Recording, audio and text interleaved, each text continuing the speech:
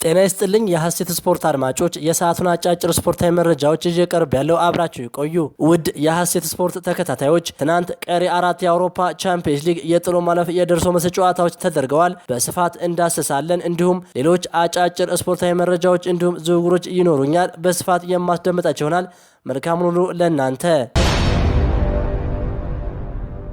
በኢትዮጵያ እግር ኳስ ሰማይ ስር ለዘመናት ደምቆ የኖረውና የብዙዎች ኩራት የሆነው ታሪካዊው ቅዱስ ጊዮርጊስ እግር ኳስ ክለብ በአሁኑ ወቅት ከባድ የመፍረስ አደጋ እንደተደቀነበት የሚጠቁሙ መርዶች እየተሰሙ ይገኛሉ። የክለቡን ደጋፊዎች ብቻ ሳይሆን መላውን የስፖርት ቤተሰብ ያስደነገጠው ይህ ዜና ክለቡ ከገጠመው የፋይናንስ ቀውስ ጋር ተያይዞ ወደማይቀረው መዳረሻ እያመራ ስለመሆኑ ስጋቶች ነግሰዋል። የአሸናፊነት መንፈስ በሚንጸባረቅበት በዚያ ታላቅ ክለብ ውስጥ ዛሬ ድቅድቅ ደመና አጥልቷል። ለተከታታይ 4 ወራት ደሞዝ ያልተከፈላቸው ተጫዋቾች ለሁለተኛው ዙር የኢትዮጵያ ፕሪሚየር ሊግ ዝግጅት እንዲጀምሩ ጥሪ ቢደረግላቸውም በቡድኑ ውስጥ በነገሰው ቅሬታና ተስፋ መቁረጥ ምክንያት ሳይገኙ ቀርተዋል። ይህም ክለቡ ሰኞ ዕለት ልምምዱን በወጣቶች ቡድን አባላት ብቻ ለማከናወን እንዲገደድ አድርጎታል። ይባስ ብሎም የቡድኑ መሪና አምበል አቤል ያለው የመልቀቂያ ደብዳቤውን ማስገባቱ መረጋገጡ የክለቡን ስብራት ይበልጥ አጉልቶታል። አዲሱ የክለቡ ስራ አስኪያጅ ነገሮችን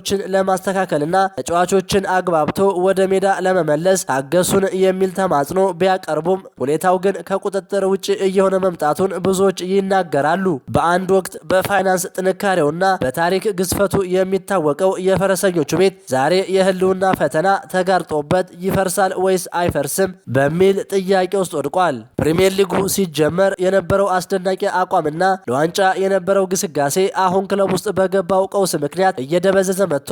ውጤት እየራቀው መንፈሱም እየዛለ የመጣው ይህ ታላቅ ክለብ ከዚህ ከባድ ማዕበል ተርፎ ወደ ቀድሞ ክብሩ ይመለስ ይሆን ወይንስ የታሪክ አቧራ ይከናነብ ይሆን የሚለው ጉዳይ በሚሊዮን የሚቆጠሩ ደጋፊዎችን እንቅልፍ የነሳ አሳሳቢ አጀንዳ ሆኗል።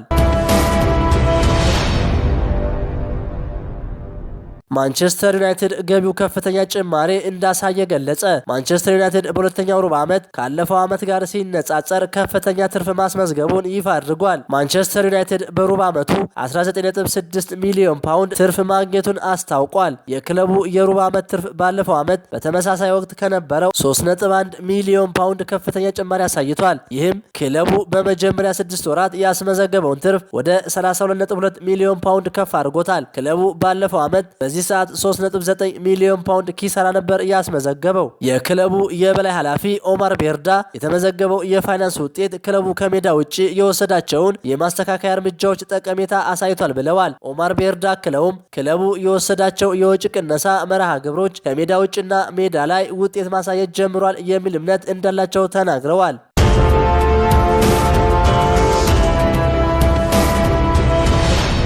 የእንግሊዝ ፕሪሚየር ሊግ የራሱን እንደ ኔትፍሊክስ አይነት የቀጥታ ማሰራጫ መተግበሪያ ለማዘጋጀት ማሰቡ ተገልጿል። ሊጉ ለማዘጋጀት ያሰበው መተግበሪያ የፕሪሚየር ሊጉን ጨዋታዎች በፈለጉት ምርጫ በቀጥታ እንደሚያሳይ ተነግሯል። መተግበሪያው በዓለም 188 በላይ ሀገራት ሽፋን እንደሚያገኝ ሲገለጽ የመመዝገቢያው ክፍያ በወር 10 ፓውንድ እንደሚሆን ተዘግቧል። በቀጣይ የውድድር ዓመት ጨዋታዎችን በመተግበሪያው እንደሚያካትቱ ዘ ጋርዲያን አስነብቧል።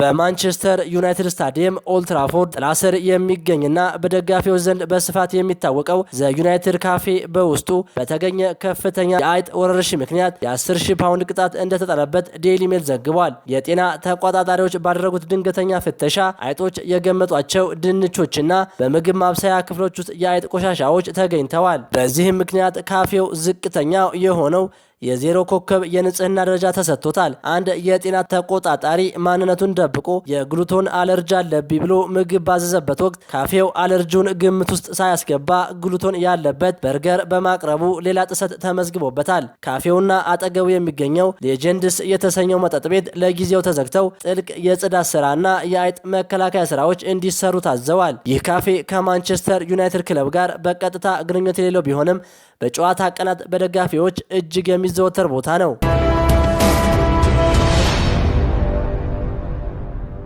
በስፔናዊው አሰልጣኝ ፔፕ ጋርዲዮላ ስር የሚመራው ማንቸስተር ሲቲ ከአንድ ዓመት በላይ ክለቡ ያደረገው ባለው ነገር 115 ክሶች በማሰባሰብ ጥብቅ ክትትል እየተደረገበት ይገኛል። ይህንን ክትትል ጥፋት ሆኖና እውን ሆኖ የሚገኝ ከሆነ ማንቸስተር ሲቲ ከባድ ቅጣት እንደሚጠብቀውም ነው አንዳንድ የመረጃ ምንጮች የሚያመላክቱት። ይህንንም ተከትሎ አሁን ላይ እልባት የሚያገኝበት ሰዓት የደረሰ ይመስላል። አንዳንድ ታማኝ የሚባሉ የመረጃ ምንጮችን ጨምሮ ማንቸስተር ሲቲ የተደረገበትን ግምገማ ውጤት አሁን ይፋ የሚደረግበት ሰዓት ደርሷልም ነው ያሉት። ማንቸስተር ሲቲ ይህንን ጉዳይ ተግብሮት ከተገኘና ጥፋተኛ ሆኖ የሚገኝ ከሆነ 60 ነጥቦች ይቀነሱበታል። ይህ ማለት ደግሞ ሲቲ ቀጣይ ዓመት በፕሪሚየር ሊጉ ላንመለከተው እንችላለን። ይህንን ጉዳይ አስመልክቶ የማንቸስተር ሲቲው አሰልጣኝ ፔፕ ጋርዲዮላ ተጠይቀው እኔ ይህንን ተግባር ይፈጽማሉ ብዬ አልጠብቅም፣ እነሱም ምንም አይነት ጥፋት የለብንም፣ ያላደረግነውን ነገር ነው የተጫነብን ብለውኛል። ግን ይህ ጉዳይ እውነት ሆኖና አድርገውት ከሆነ እኔን ከዋሹኝና ከከዱኝ በዚህ ክለብ አይደለም ለአንድ ቀን ለአንድ ደቂቃ እንኳን አልቆይም ሲሉ ተናግረዋል።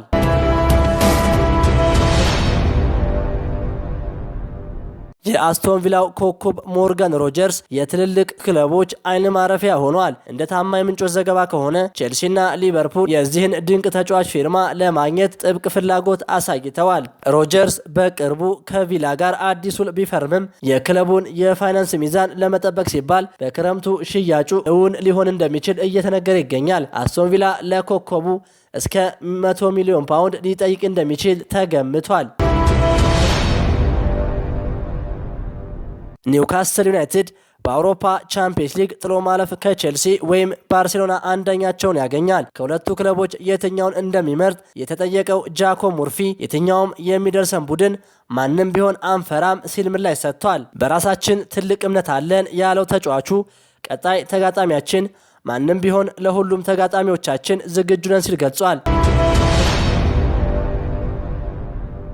በአውሮፓ ቻምፒየንስ ሊግ ቀሪ 4 የመልስ ጨዋታዎች ትናንት መቋጫቸውን አግኝተዋል። በአውሮፓ ሻምፒየንስ ሊግ የጥሎ ማለፍ ደረጃዎች ጥብቅና ውጥረት የበዛባቸው ጨዋታዎች ሲሆኑ በአውሮፓ አንቱታን ማትረፍ የቻሉና በገንዘብ የፈረጠመ ጡንቻ ያላቸው ክለቦች ፊት ለፊት ይገናኛሉ። በቻምፒየንስ ሊግ ጥሎ ማለፍ የመልስ ጨዋታ ቤኔፊካ በሪያል ማድሪድ 2-1 ተሸንፏል። በአውሮፓ ሻምፒየንስ ሊግ የምሽቱ ታላቅ ፍልሚያ በታሪካዊው ሳንቲያጎ በርናባው ስታዲየም ደምቆ አምሽቷል። የውድድሩ የ15 ጊዜ ባለድል ሪያል ማድሪድ የፖርቹጋሉን ግዙፍ ክለብ ቤኔፊካን አስተናግዶ በመጨረሻም በድምር ውጤት 3-1 በማሸነፍ ወደ 16ቱ ምርጥ ውስጥ መግባቱን አረጋግጧል። የምሽቱ ጨዋታ ከመጀመሩ በፊት ትኩረቱ ሁሉ በብራዚላዊ ኮከብ ቪኒሲየስ ጁኒየር ላይ ነበር። በመጀመሪያው ዙር ጨዋታ በደረሰበት የዘረኝነት ጥቃት ምክንያት ስሙ ሲነሳ የቆየው ተጫዋቹ በሜዳውና በገዛ ደጋፊዎቹ ፊት ለዘረኝነት ቦታ የለንም በሚል ባነር ታጅቦ ወደ ሜዳ ቢገባም ከ3000 በላይ በሆኑት የቤኔፊካ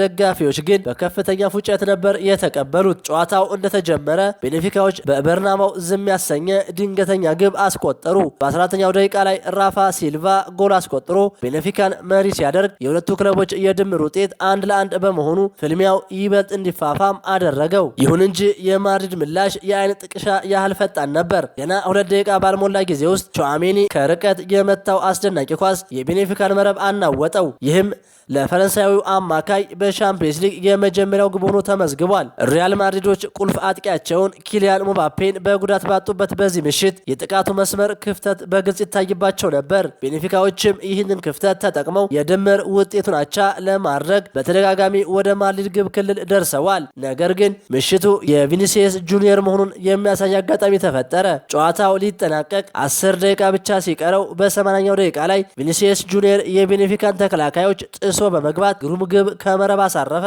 ግቡን ካስቆጠረ በኋላም ልክ እንደ መጀመሪያው ዙር በማዕዘን ባንዲራው አጠገብ ደስታውን በጭፈራ ሲገልጽ ከበርናባው ደጋፊዎች የታጀበው በከፍተኛ እልልታና ጭብጨባ ነበር። ይህ ግብ ቪኒሲየስ ባለፉት 5 ጨዋታዎች ያስቆጠረው 6ኛ ግቡ ሆኗል። በመጨረሻም ሪያል ማድሪድ በምሽቱ ጨዋታ 2-1 በድምር ውጤት 3-1 በማሸነፍ ታሪካዊ ግስጋሴውን ቀጥሏል። አሁን ማድሪድ በ16ቱ ምርጥ ዙር ከማንቸስተር ሲቲ ወይም ከስፖርቲንግ ሊዝበን አንዱን የሚጠብቅ ይሆናል።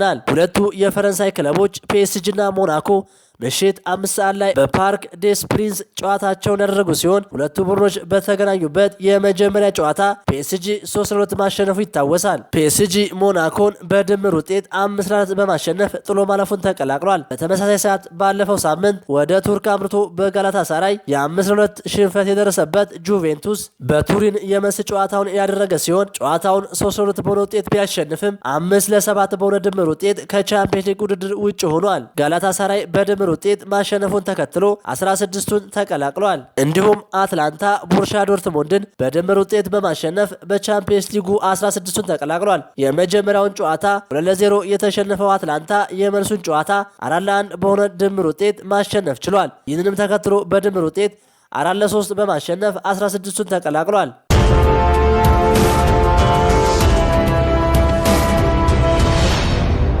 ክቡራን የሐሴት ስፖርት አድማጮች ለሰዓቱ የያዝኳቸው አጫጭር ስፖርታዊ መረጃዎች ይህንን ይመስሉ ነበር። ሀሳባችሁን በኮሜንት አጋሩኝ። ለሌሎች ስፖርት ወዳጆችም እንዲደርስ ሼር አድርጉት። ቸር ተመኘን።